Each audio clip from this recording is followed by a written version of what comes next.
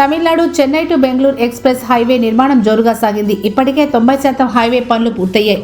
తమిళనాడు ఊతుకోట నుంచి 2 కిలోమీటర్లు 3 కిలోమీటర్ల దూరం తర్వాత ఎక్స్ప్రెస్ హైవే వెళ్లేందుకు స్మాల్ టోల్గేట్ ఏర్పాటు చేస్తున్నారు. ఆ మార్గం ద్వారా పిచ్చాటూరు మండలం కారూరు గ్రామంలో పుత్తూరుకు చెందిన నాయుడు, రాజు, విజయవాడకు చెందిన వారు అడవి కోడింబేడు ప్రాంతాల నుంచి టిప్పర్ల ద్వారా ఎక్స్ప్రెస్ హైవే మార్గంలో ఎక్స్ప్రెస్ హైవే అధికారుల అనుమతులు లేకుండా రోజుకు వందలాది భారీ టిప్పర్లతో గ్రావెల్ మట్టిని తరలిస్తున్నారు తమిళనాడుకి.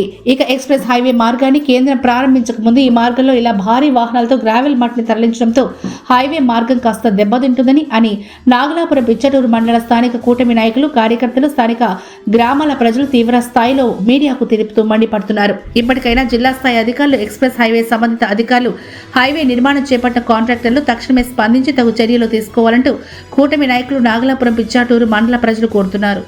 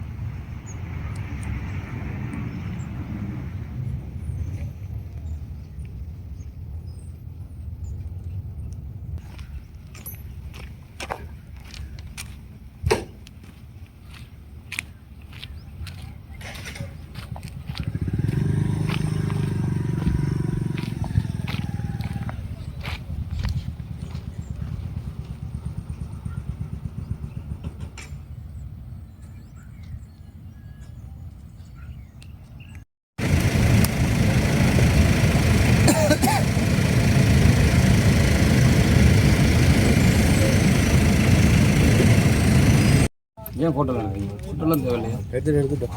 அதெல்லாம் ஒரு பண்ணிட்டோம். அவர் என்ன மறந்துட்டு போயிரு, அவருக்கு தெரியாது. 0399 399 அதெல்லாம்